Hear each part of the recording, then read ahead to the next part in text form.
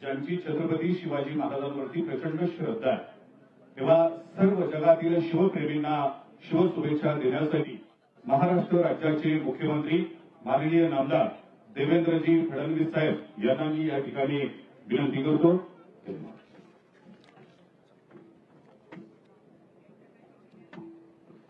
छत्रपती शिवाजी महाराज की, धर्मवीर छत्रपती संभाजी महाराज की जय भवानी, जय भवानी। महाराष्ट्राची कुलस्वामिनी आई तुळजा भवानी ज्यांनी शिवरायांना घडवलं त्या जिजाऊ मासाहेब हिंदवी स्वराज्याचे सरसंस्थापक, अखिल हिंदुस्थानचे आराध्य दैवत छत्रपती शिवरायांना मानाचा मुजरा करतो। स्वराज्य रक्षक छत्रपती संभाजी महाराज यांच्याही चरणी नतमस्तक होतो। भारतरत्न डॉक्टर बाबासाहेब आंबेडकर आणि तमाम महापुरुषांना विनम्र आदरांजली अर्पण करतो। आज शिवजयंतीच्या या सोहळ्यामध्ये मंचावर उपस्थित असलेले राज्याचे लोकप्रिय उपमुख्यमंत्री माननीय एकनाथराव शिंदेजी, महाराष्ट्राच्या पहिल्या महिला उपमुख्यमंत्री आदरणीय सुनेत्राताई पवार, आमचे सहकारी आशिष शेलारजी, शरद सोनवणेजी, विजय घोगरेजी, अतुल बेंडकेजी, रितेश देशमुखजी, सत्यशील शेलकरजी, राजेंद्र कुंजीरजी, आशाताई बुचके, श्री सुनील फुलारी, श्री जितेंद्र डुडी, श्री संदीप सिंग गिल, ज्यांना पुरस्कार मिळाला असे डॉक्टर विनोद हांडे, कैलासवासी पंकज वामन, लेफ्टनंट अजिंक्य मेहर, श्री शिवाजीराव खैरे, सब लेफ्टनंट श्रुतिका ताथवडे, प्रवीण ताथवडेर आणि या ठिकाणी उपस्थित सर्व भगिनी आणि बंधूंनो, मी सर्वप्रथम आपल्या सर्वांना शिवजयंतीच्या खूप खूप शुभेच्छा देतो आणि जगभरातल्या शिवप्रेमींना या शिवजयंतीच्या निमित्ताने अशाच प्रकारे महाराजांचा आशीर्वाद आणि प्रेरणा मिळत राहो अशा प्रकारची प्रार्थना करतो। आपण सगळे जाणतो की छत्रपती शिवराय नसते तर या भारताचा इतिहास जो आज आपण पाहतोय, या भारताचा भूगोल जो आज आपण अनुभवतोय, यापैकी काहीही राहिलं नसतं।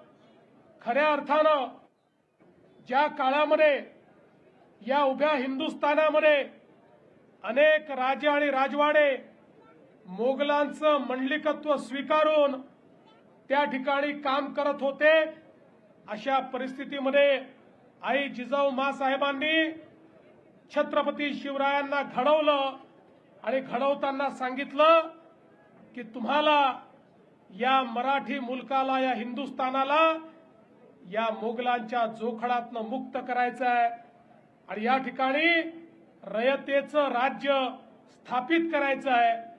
आणि आपल्याला माहिती आहे छत्रपती शिवरायांनी 18 पगड जातीच्या तमाम मावळ्यांना एकत्रित करून एक अशी फौज तयार केली, ज्या फौजेने या ठिकाणी खऱ्या अर्थानं स्वराज्याची स्थापना केली। आणि छत्रपती शिवरायांनी सांगितलं, हे माझं राज्य नाहीये, हे रयतेचं राज्य आहे। तुम्ही जे लढता आहात हे मला राजा बनवण्याकरता लढत नाही, तुम्ही जे लढतात ते देव देश आणि धर्माकरता लढता आहात। तुम्ही जे लढतात ते सामान्य माणसाला या मोगलांच्या जोखडातनं मुक्त करण्याकरता लढतात। आणि म्हणून एक असं राज्य महाराजांनी स्थापित केलं ज्या ठिकाणी समता होती, ज्या ठिकाणी प्रत्येकाला सन्मान होता, ज्या ठिकाणी अन्याय नव्हता, अत्याचार नव्हता, ज्या ठिकाणी महिला सुरक्षित होत्या, ज्या ठिकाणी शेतकरी समाधानी होता, एक असं राज्य की ज्यांचा राज्यकारभार पाहिल्यानंतर जगभरातले लोक आश्चर्य करतात की एक राजा इतक्या गोष्टी कसं करू शकतात. अशा प्रकारचं साम्राज्य हे छत्रपती शिवरायांनी आपल्याला घडवून दाखवलं. शिंदे साहेबांनी सांगितलं कशा पद्धतीनं महाराजांनी या ठिकाणी वेगवेगळ्या व्यवस्था उभ्या केल्या.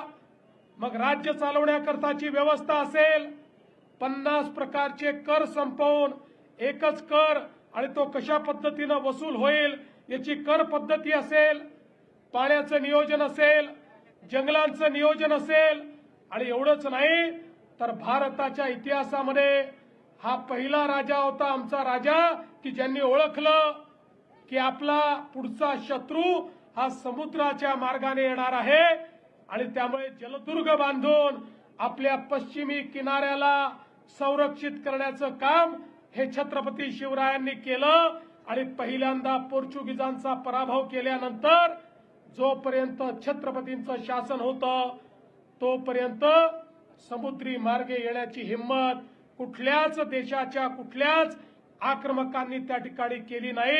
अशा प्रकारचे द्रष्टे आपले छत्रपती शिवराय होते. आणि म्हणूनच आज खऱ्या अर्थानं ज्यावेळी छत्रपती शिवरायांची जयंती आपण साजरी करतो आणि ती देखील ज्यावेळी आपल्या देशाच्या प्रधानमंत्र्यांनी आपल्या शिवनेरी सहित महाराजांचे 12 किल्ले जागतिक वारसा स्थळ म्हणून त्या ठिकाणी नॉमिनेट केले आणि जगातल्या 27 देशांनी एक मताने मतदान करून या ठिकाणी संपूर्ण जगाकरता होय हे जागतिक वारसा स्थळ आहेत अशा प्रकारची मान्यता दिली. आमच्या आशिष शेलारांनी ते प्रमाणपत्र देखील या ठिकाणी घेतलं. त्यामुळे आता आपले शिवराय हे जागतिक होतेच, पण आता जगाने देखील मान्य केलंय की त्यांनी निर्माण केलेले किल्ले हे जागतिक वारसा स्थळ आहेत. अशा प्रकारचा जागतिक वारसा निर्माण करणाऱ्या शिवरायांची प्रेरणा आपण घेतो आणि म्हणून आवश्यक आहे त्यांनी दिलेल्या मार्गावरच आपल्याला चालावं लागेल. त्यांनी दिलेला मार्ग हाच मार्ग विकासाचा मार्ग आहे, तो प्रत्येकाच्या उत्थानाचा मार्ग आहे. मला या गोष्टीचा अभिमान आहे. या शिवनेरीवर आमच्या अजितदादांचं प्रचंड प्रेम होतं. मागच्या काळात आम्ही घोषणा केली होती या महाराष्ट्रातले शिवरायांचे सगळे किल्ले हे आम्ही अतिक्रमण मुक्त करू. आणि आज मला सांगताना आनंद वाटतो पुणे जिल्ह्यातले सगळे किल्ले आता अतिक्रमण मुक्त झालेले आहेत. एकही किल्ला या ठिकाणी अतिक्रमण नाही. मी आज या निमित्ताने मराठा सेवा संघाला आश्वस्त करू इच्छितो, आपण जे निवेदन दिलेलं आहे त्याच्यावर आम्ही नीट काम करू आणि 2030 साली महाराजांची 420 जन्मशताब्दी 4थी जन्मशताब्दी ज्यावेळेस आपण साजरी करू त्यावेळी निश्चितपणे अतिशय भव्य जगभराचे डोळे दिपतील अशा प्रकारची शताब्दी ही आपण साजरी करू हा विश्वास देतो. शरददादांनी देखील या ठिकाणी जे मुद्दे मांडले आहेत त्या मुद्द्यांवर राज्य सरकार काम करेल हा विश्वास व्यक्त करतो आणि पुन्हा एकदा आपल्या सर्वांना शिवजयंतीच्या शुभेच्छा देत माझं बोलणं संपवतो. जय भवानी, जय शिवाजी. धन्यवाद मुख्यमंत्री साहेब. आणि यानंतर आपल्या सर्वांचा आभार व्यक्त करत आहेत